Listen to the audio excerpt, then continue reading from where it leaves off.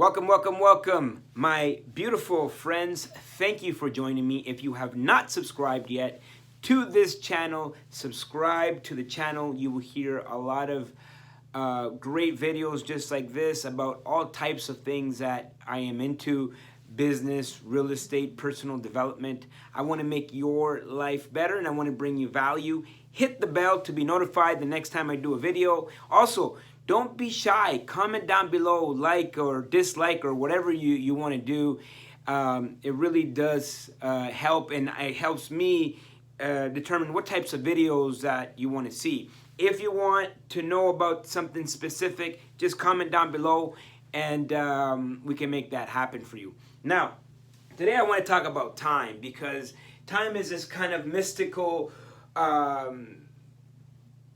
thing that most of us can't really understand or see the value in, because to be honest with you, time is the most valuable asset that we have. Everything else in life there's an abundance of. There's an abundance of air, there's an abundance of money, there's an abundance of food. Everything on the planet, in the universe, we have an abundance of, except for time. Once time is done or it's gone for good. And so how do you maximize that time? How do you get a return on investment on your time? One positive thing that has happened during the COVID-19 situation is that all of us as human beings, we have been given a beautiful gift, the gift of time. Now, everybody has used that time in different ways. Some people have taken the time to build, amazing businesses, or increase their revenue, or fix whatever issues they had in their life. Maybe they lost weight, maybe they read more books, maybe they got more, maybe they got more insight on their businesses. Other people decided that they wanted to use their time in different ways. Maybe they wanted to be around family, maybe they wanted to reconnect with a spouse or reconnect with a family member. Other people just simply said, you know what, this is a perfect time to get caught up on my Netflix, on my Netflix shows or whatnot. And you know what, at the end of the day, there's nothing wrong with that. I mean, we all are dealing with the situations in our own different ways. And so, what are you going to do with the time that you have available to you? And what we, a lot of the time, we tend to, fill up our time with things that are irrelevant to the goals that we have. This is why I think that creating goals and having real clear timelines will help you achieve those goals. And so if you don't have goals, you just wander around, and what happens is you fill your day up with busy work. Right? You talk to people, hey, we have this incredible new opportunity for you. And they say, oh, I have no time. And I said, well, what do you got to do? Well, I got to go to the bank. I got to go to grocery shopping. All things that are bringing you away from the things that you want. So I wanted to have this conversation about time and how can you maximize your time, not just because of COVID-19, which we're now in summertime, we're headed in towards July, and I talk to people, they're like already getting back into the swing of things, and already they forgot about all the time that they had available and what they could have done during that time. And so what are the things that you could use? What are tools that you can use? Some strategies that you can use right now in your life. It doesn't matter, COVID-19 or any time in life or in history. The second you start to look at time in this way, you will be able to get more out of your time, achieve more. Number one, you should have a goal. You should have some sort of a plan of how to get there in timelines. And that's what makes things real. But how do you maximize your time? Well, first of all, I want to talk about the 80-20 rule. The 80-20 rule says that 20% of your activities actually equal 80% of your results. 20% of your customers actually give you 80% of your revenue. The 80-20 rule is all around us. Okay, so you got to pay attention, right? If you have a company, you'll notice that 20% of your activities actually equal 80% of your results.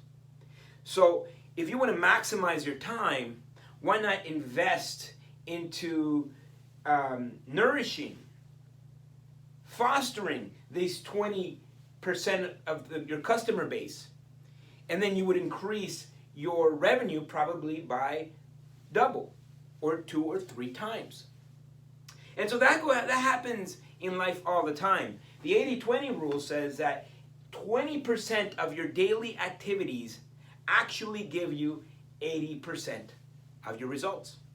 And so what are those daily activities? What are you spending your time on a daily basis?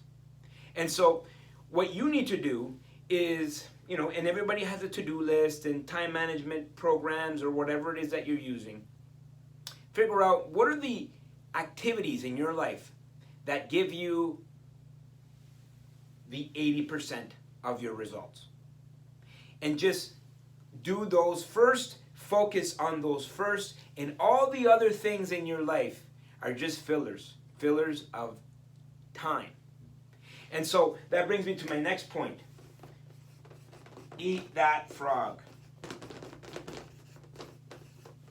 There's a famous book by Brian Tracy that's it's called Eat That Frog or something like that. And it comes from an old quote from Mark Twain, actually, that said, if you wake up in the morning and the very first thing that you do is eat a live frog, you can pretty much guarantee that that's the worst thing that will happen to you that day.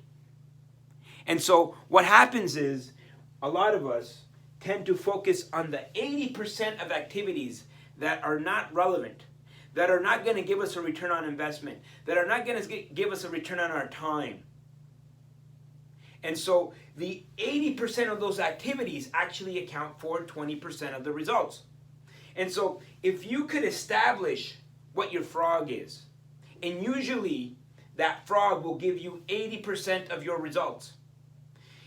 The reason you avoid it is because that frog is probably something difficult, a difficult customer, something that you have to do that will impact your business in a huge way, you tend to avoid.